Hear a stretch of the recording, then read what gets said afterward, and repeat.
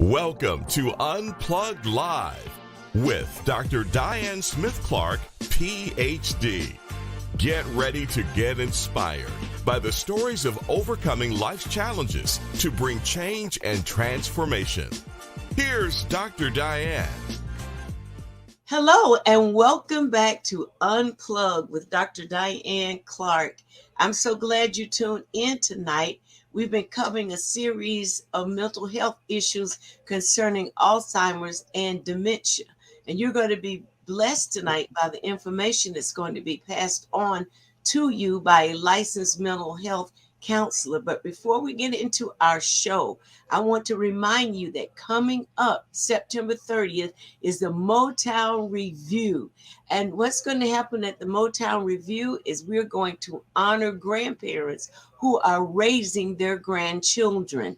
We want to honor and celebrate them for their selfless love and taking on this task at a time in their lives when they really thought they would be resting, vacationing, and doing other things besides raising children. That event is going to take place at 4 o'clock at the Social, 644 Cesare Boulevard. That's Motown Review. Special guest, the Coalition Band. You don't want to miss Charles Jazzco Scantling, who's going to be there also. Plenty of food, fun, riverfront. We want you to come and help us celebrate these grandparents. There will be cash prizes awarded along with other gifts for all grandparents who attend, who are raising their grandchildren. So don't miss it. That's September 30th, Motown Review, 644 Cesare Boulevard. You can get your tickets now at Ticketmaster or on Eventbrite. We look forward to celebrating with you. Now, listen, I want you to share, I want you to subscribe, and I want you to tune in to all of our social media channels so that you don't miss any of our broadcasts or any of the information that we're sharing with the community regarding mental health. And now I want to introduce our guest. Our guest this evening is Tracy Redman, a licensed mental health counselor who is going to introduce herself to us. Hi, Tracy. Hi, thank you. Welcome. Tell us where she's working from and what office you can get in touch with her. So I'm a mental health counselor for Florida. I work at Breakthroughs, and we are off of Old St. Augustine Road and San Jose. The phone number here is 904-419-6102. And I see everybody from 5 years old to 105 years old. That's awesome. It sounds like you have a very productive practice. And I'm sure there may be someone watching the broadcast on tonight that would like to connect with you. As before stated, we want to talk about the increase. There's been an increase and rise in persons having Alzheimer's disease under 60. Some even under 50. I read of some cases, and I would like for you to address that to our audience so that they can understand what is Alzheimer's, how it takes effect on the patient, also on the caregivers of that patient.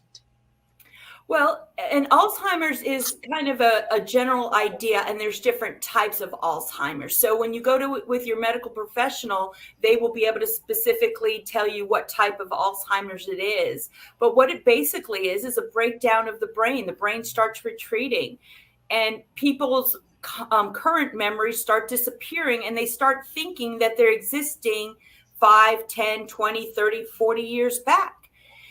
And what it is, we're starting to have this idea of functional medicine where it incorporates a medical doctor, it incorporates physical activities, and it incorporates mental health, because you have to change the way that you think about living. And we all know, especially if we hurt our knee or we hurt our leg, we have to change everything about us, and we take for granted the independence that we used to do. So here, there's a lot going on with dementia, and part of that is it goes with the cholesterol. The brain builds based on fat. So your brain needs fat, But if you don't have healthy fat, the doctors kind of want to, oh, let's get you on some medication to control your cholesterol. But at the same time, your brain needs fat to repair itself. So it's a balance between working with your doctors that are progressive doctors, like Dr. Niels and his Bold City primary care focus. He's cutting edge with when it comes to treating and preventing Alzheimer's. So you'd have that medical aspect where his conceptualization will help you. It'll be meeting with a nutritionist to change your relationship with food and recognize that food is meant to build your body.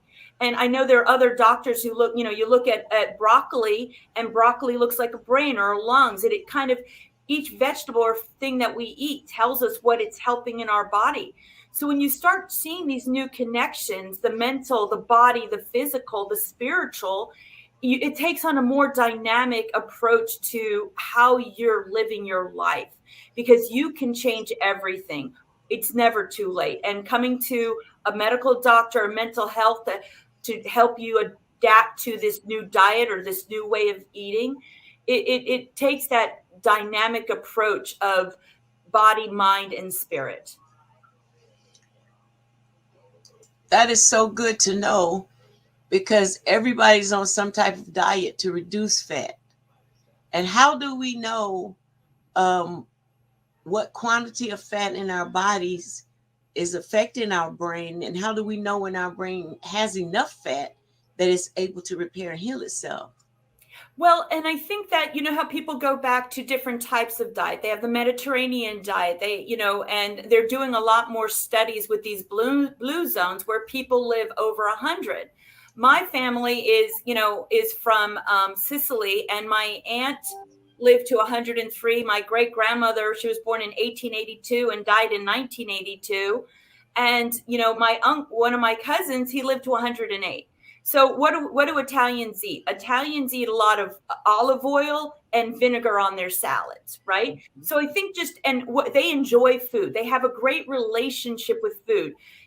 Zac Efron has a show where he goes to Italy and he's eating carbs. He's like, wait a minute, I was told I shouldn't eat carbs. Again, it's natural, healthy foods that they're making every day, and it's a relationship with the foods. So I think just recognizing, like, if I just change my salad dressing to oil and vinegar, because a lot of people are now drinking, apple cider vinegar. But instead of drinking it, incorporate it into your eating. You see how it's a more dynamic and enjoyable relationship with food to heal you and help you. And, it's a wonderful relationship, and you get to enjoy your food and you feel better about eating your food. So people who are experiencing early symptoms of Alzheimer's, what diet should they be following? Is it that the brain doesn't have enough fat in it, or what's the correlation between that? So the brain is always going to need more and more oils and stuff. So there's different flaxseed oils, olive oils, there's a lot of natural oils that you can see that the Mediterranean diet uses. And there's other diets, and butter, people now use margarine. It's very hard to find butter on the market. Right. And even our milk is homogenized. It's created to be mixed all together, but natural milk has all, so it's just recognizing that it is going to cost a little bit more. It is going to be a different relationship. Over in Europe, everybody has a small refrigerator, because every day they go to the grocery and they pick up their fruits and vegetables and they get everything fresh. Mm-hmm. So, we have that wonderful farmers market up on Beach Boulevard, and you can go and get delicious, healthy foods, make them every day. And again, it's about changing your mindset and changing your relationship with food, because food is health. It's longevity. Like my uncle, he was from France, and he was like, oh, okay, we're having quiche today, so no bread. They had a relationship with everything. In Germany, they eat a lot of processed foods, but their obesity rates are a lot less than America, because their natural ingredients, there's the foundation of what they're creating is more natural. So if you want to enjoy foods, then you know what I say? Instead of buying processed chocolate chip cookies, make them yourselves. And you'll notice, like, you could probably eat a whole bag of processed chocolate chip cookies and not be satisfied. But if you go home and you use, good, like, brown sugar and all these ingredients, you're going to only be able to eat 1 or 2 cookies and be full and satisfied. So again, it's that relationship. If you make it from scratch, you are putting the love in. That's the spiritual aspect. You know how, like, when grandma makes food, it always tastes different from when we make it? It's because she's putting the love in it. So if you allow that to be true for yourself and say, yes, I'm putting love, I'm putting health, I'm putting longevity into what I'm growing and eating, and then you will have those outcomes. My great grandmother, every day she would make her pizza dough and she'd be praying over the dough, praying, she's Roman Catholic, and putting her tears on it and just sowing that love into that dough. Wow. That's very interesting. Some of us have not benefited from having grandma's cooking, but it sounds like you have. But it is important that we look after our health totally, and not just the belly fat now, but we've got to think about our brains, because of course belly fat is dangerous to your internal organs, but then neglecting the needs of the brain can be worse, because now you become dependent on another individual for your quality of life. What happens when a person enters into early Alzheimer's? What's going on with them? How can we recognize the symptoms? And there's going to be a lot. They're going to start falling. They're going to have a lot of balance. And again, these are sweeping generalizations. So if you're falling and having, balance issues, don't take that as a symptom, but just be aware that maybe you can make some changes to the diet. But symptoms like falling, and forgetting things, or even your vision starts reducing. So you start getting a little bit more tunnel vision. And people that are in a extreme time of dementia, they can just see what's in front of them. They've lost some of their peripheral vision. So if you're standing up over them, they can only see in front of them. They don't know who they're talking to, and they're going to be scared. And a lot of people try and help their family members say, no, this is who I am, and this is where we are. And whenever you're dealing with those things, you have to recognize that you have to meet people where they are. You have to recognize that if I'm feeling confused, or if I'm feeling dizzy, and this is something new for you, then it would be time to ask yourself, could this be dementia? And dementia is very hard, like I said, to diagnose. And that's why I recommend Dr. Niels for that, is he's going to be able to tell you if it's that or something else, because as we get older, we start having things, we automatically start forgetting things. We automatically start, getting a little bit more clumsy and tired. So it's important that when you're having these things, to recognize that things are changing, but these are happening, and I can tell there's a difference from before and now. So those would be times where you can start going to a doctor and asking yourself a question. They're gonna, like, what time is it? Are you losing time? Do you feel like you're forgetting things? And you're like, where did the time go? So those are going to be 3 things that you can look at. Your balance is going to be off. Your vision might be, oh, where did that come from? I didn't realize there was a car there. And then there's also going to be your own memory. Like, oh, wait, where did the time go? Or where are my keys? It's like everything goes in this abyss, and your brain just does not recall. So you're going to lose that short-term memory. Wow, I never knew that. That's scary, because I just had a fall and broke my foot. But I hope I'm not early Alzheimer's. I hope not. But that's interesting, though, because those are symptoms that you can bypass as everything other than you're having an issue in your brain. Right. Yeah. And that's important, because, we're blindsided. It's right in front of our face. But how many times do we really think about our bodies? How many times do we really think about ourselves? We're so externally focused, trying to people please and take care of everything else, that we neglect ourselves. And we will never have world peace till every individual has inner peace. And so you have to really be aware of, what am I feeling? What am I doing? What am I thinking? Because if you're rooted and grounded in fear, the fruit of that is going to be toxic fruit. So you have to recognize, who you are, where you're coming from, and where you're going. Your GPS setting always has to be about you. So if I start seeing these things, I'm going to start thinking, you know what, maybe I can stop eating less processed food and start making my eating habits part of my living. It's my new way of being, because you're going to have to change your way of being. You're going to have to change everything, because you're going to start living from the inside out. Mm-hmm. And so these things could just mean, like I said, it could just mean using olive oil or flaxseed oil or different oils on your salads instead of ranch dressing, adding vinegar to your salads, and even another nutritious thing is cinnamon. In the Middle East and stuff, cinnamon is used on meats and it helps digest fat. It helps sugar get out of your body. So there's a lot of things about nutrition. And what's important is that doctors don't learn about nutrition in medical school. Yeah, that's interesting. That's good to know. So they're basically trained on organ health and system health and pharmacies and medicines. Correct. Wow.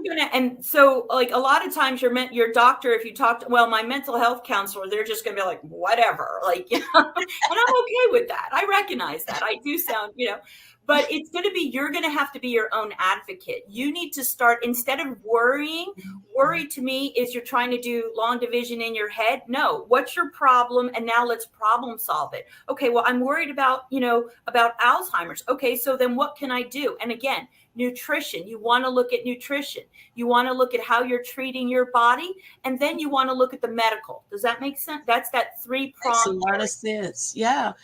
But what I hear you saying now is it's very important that we visit a nutritionist at least once in our lifetimes to discover how to best eat for our blood type. And there was a book out, I remember reading that book that talked about if you were a certain type of blood, the different things you shouldn't eat because they're adverse to you. And when I was reading the book, one of the things that it said was not good for me was wheat. And of course, I was eating wheat bread because white bread was supposed to be deadly. But in fact, the white bread was healthier for my blood type than the wheat bread. Red meat, even though we need it for protein, had to be limited for my blood type. I was to get my proteins from legumes, from beans. I think they had peanut butter. It was very interesting reading. The issue is if you don't apply the information and you continue to eat after your trained habits, then you're putting yourself in danger of developing some form of illness, whether it's Alzheimer's or diabetes or kidney disease. There are several things can come from the poisoning of your system with improper combinations of food. So it's important that we include a visit to a nutritionist. I believe, from what I'm hearing, would benefit us sometimes a lot more than going to get that antibiotic or going to get that allergy drug. It may be something we think is seasonal in the air, and it could be something that we're eating that causes us to be susceptible to the something in the air. Absolutely. And even people, like if you're from Florida and you go to Ohio, you might, because you're not used to that, but you might start getting allergies. So it is about you knowing yourself, right? Know thyself because it's going to be the way your body processes, are you a pear shape? So they do have all these people that are doing weight loss, and they are doing they're figuring out how your body absorbs things. We can tell by the way that your body stores it in your body. Oh, we can tell where this processing problem. And again, it's more dynamic. And one thing that people forget is, there's ideas of chakras in other cultures. Mm. And I know that in, some people are like, well, that doesn't seem very, very good. But we got to remember that back in the time of biblical times, the Silk Road was a major thoroughfare. So people had access to the ideas of Confucius and all these different ideas, and they kind of molded into one of the body and spirit. And you see Da Vinci, he's got that man, and he's got the 3 levels of man. Yeah. And we've kind of broken that up and looked at everything. We've over compartmentalized things. We've made medicine over here, mental health over here. We've just and so as an individual, you get to bring that all together. You get to figure out what works for you. What's my blood type? How does that work for me? It doesn't matter if the experts are telling me this. If this is my reaction, then guess what? The probability for me is 1. Right. And we're only going to follow, get involved with, and participate in what seems to be our passion. So people who are more concerned about their image are going to lean towards things that tend to improve their image, how they're shaped, what they wear, how they present, and so forth. And people who are concerned about the way they feel, even though they may dress well, but they feel awful 3 to 5 days out of the week, they're going to be looking to find out, okay, why don't I feel as well as I dress? Why don't I feel as well as I do perhaps when I participate in a worship service? I am fine when I'm with other colleagues. I'm fine I'm with other worshipers. I'm fine when I'm with other people. But why is it that there is a sadness that I can't explain that comes over me when I'm alone? These things, I believe, is the cause and effect now of some of the things that have happened, of course, post-COVID.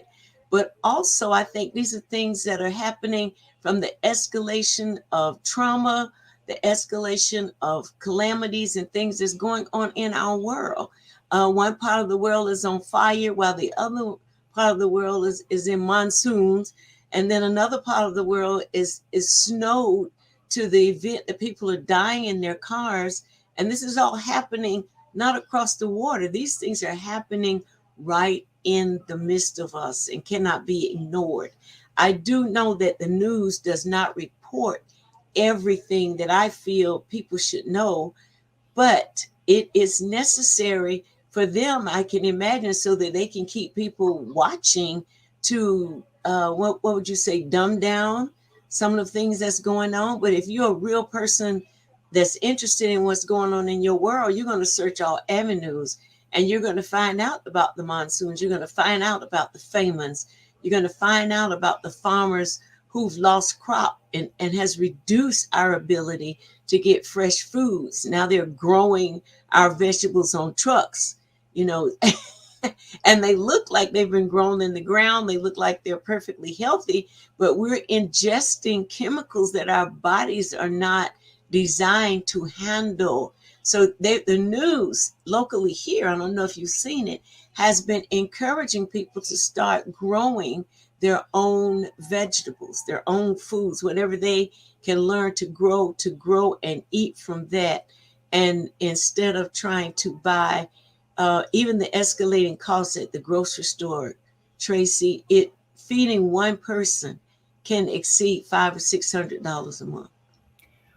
And that reminds me of my one of my things, that my plumb line in life is this Kenyan proverb that says that self-care is medicine to the earth. Because like you said, if we're worried and we're divergent about everything, that's above our pay grade. But if we act, they say locally to act globally, but you have to first act with yourself, because you can't give away what you don't have. So if you don't know how to set up your GPS to have inner peace, that's where a counselor is going to come, because all those external things are not going to matter unless you have that inner peace and you feel like, yes, me taking care of myself, I can now give that away. And that is that positive resonance that we want to be doing. And that's what our job is on this planet. Our job as each individual is to have inner peace. So if you take any way, I would like everyone to take away that Kenyan proverb, that self-care is medicine to the world, because people are going to tell you that self-care is selfish.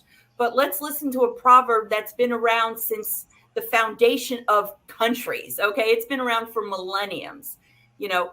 Self-care is medicine to the world. That's so important to know, because really you should be the most important person to yourself before you can even present yourself to God, before you can be involved in any form of spirituality. It requires you to be present with you. And that's a good point, because I mean the escalation in mental health issues is leaning now towards 6 and 7 year old children Yes. having social trauma, internal trauma.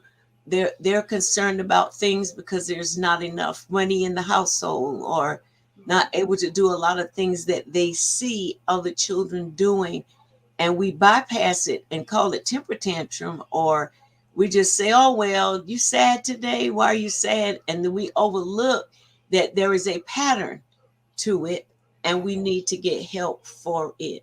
There is a need to increase mental health awareness in our communities, because it would reduce some of the crime, it would reduce the rapes, it would reduce some of the shootings and the killings, because people would be more in touch with the value that life represents. Absolutely. And that they're empowered. They're designed to become powerful individuals. And that's what I help them do. I help them align to themselves by putting the oxygen mask on themselves and recognizing that they're problem solving, right? What's your preference for the outcome? And you can trust, if you trust yourself, if you're going to create a preference for your outcome, it's going to be a positive preference and it's going to go forward. That's how you pay it forward, is you keep yourself. And I see patients as young as 5, but part of that is like, yeah, I'm going to have to see the parents too, because again, we have to change the way we're doing things. We have to change the way we're thinking, because I want you to think like character traits that you want. You are the garden and you have to plant those seeds and the tree will naturally develop. So if you want the fruit of being influential and powerful, you have to understand that. How will they know unless they're told? And I have people from homeless people, generational homeless people, to people that I will never make that much money in eternity. Okay, these people. So I mean, I see the gamut of, Yeah. and all of them just need to put their oxygen mask on themselves, define who they are, define what they want, and set their trajectories. That's so important. And unfortunately, we have vast segments of our community who have not been exposed to that information. You need to set your own trajectory. You need to decide what it is you like, what you want. And we're supposed to learn those things early on cognitively from our environments or people who are interacting with us. And if you're interacting with people who don't have that, then they cannot give it to you. But that's not an excuse for you to live a mediocre life, or have a mediocre lifestyle, because there's so much information available. And if you would open your ears to what's around you, you will eventually find paths that lead to your own discovery and bring you to places of wholeness, which is why a lot of times we need counseling, we need therapy, and sometimes we even need psychiatry. Absolutely. And there it is. You see the dynamic three layers. And Mhm. so if any of those are out of alignment, yes, you're going to have problems, but it's okay. Come to a place where you're going to feel accepted. You're going to feel empowered, and, put the oxygen mask on you first. Yeah, that they tell you that on the plane. Should But the oxygen mask go down, right? Says, hey, 98% of people will put it on everybody else but themselves, because that's what we're indoctrinated to do, because it's selfish to do self-care. But let's go back to that Kenyan proverb. Self-care is medicine to the earth. So be your own medicine person. mm-hmm. And it's very important, because if I don't take care of myself, who is going to have the initiative to do that for me? Yeah. Who's gonna, I could, if something happened in my life right now, as I survey the people that are really close enough or active enough in my life, that it would put such a drain on their lives to try to hold me up, or take care of me, or think for me even, which is what happens when the mind is under attack many times. there would be scarcity, and it would really just drain the life out of other people trying to care for you and love you. So it's important that we do have self-care. And I'm not talking about being selfish. There's a difference in being selfish and having self-care. Even the Word of God teaches us that we are to have self-care so that we can, that's right, we're supposed to be have self-care first, and self-care will cause me to love my neighbor as myself. But if I don't self-care me, I am not going to help self-care you in a manner that's healthy for the both of us. It usually turns into codependency or some unhealthy relationship that's tied there, that neither person now has a really grip on what self-care is. And that's why I'm grateful for people like you that do these Motown reviews and bring in grandparents and say, hey, we love you, because they don't feel supported. And it's sad that even, people think that they're a burden, but it's a gift. We love to connect. But what happens is we can start to resent people we love if we feel ineffective at things.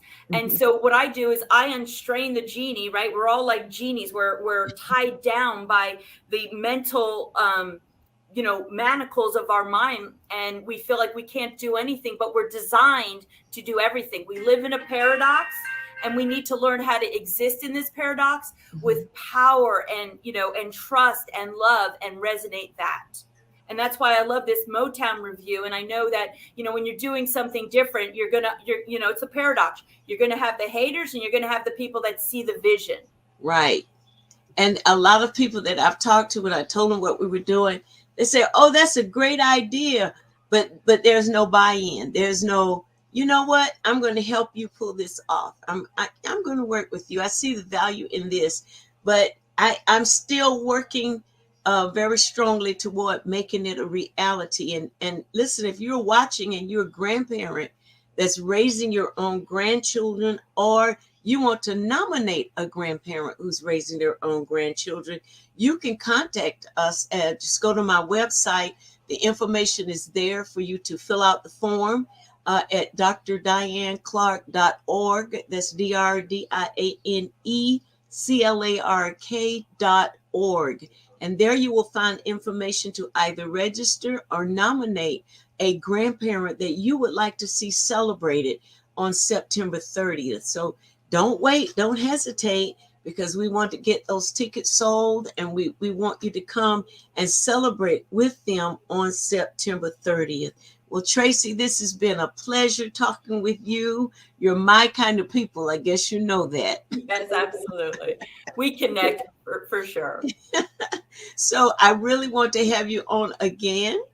And so I'm going to keep your information. And once more, I'd like you to tell our audience how they can get in touch with you, that you, whether or not you're taking new patients, and how they would benefit from coming to see you.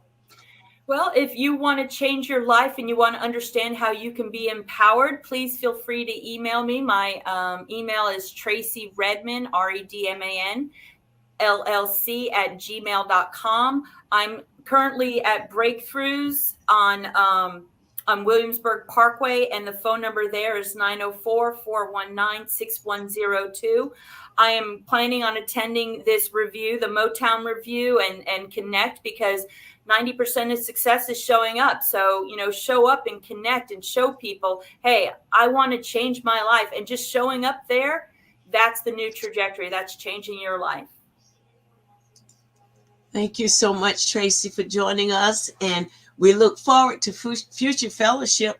And I hope that some of you who are watching the show realize how much mental health assistance can benefit you, not just you, but benefit you and your family. And reach out to some of these guests that we have on the show. We bring them on the show to make them visible so that you're able to get in touch with them and receive the help that you need for your life. Once again, this has been Dr. Diane Clark with Unplugged.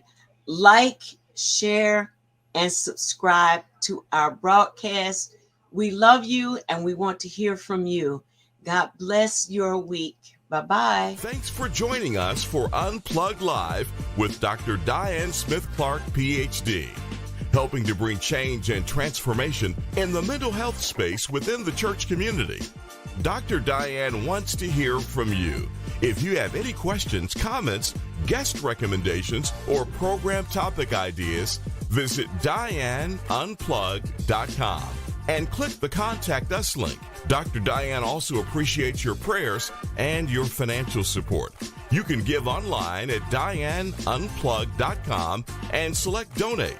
If your business or ministry organization is interested in sponsoring this program, you can go to DianeUnplugged.com and click the Contact Us link. Unplugged Live is on all the social media platforms. Just search Dr. Diane Smith-Clark, follow, and subscribe. Unplugged Live with Dr. Diane Smith-Clark, PhD. Healthy mind, wealthy life.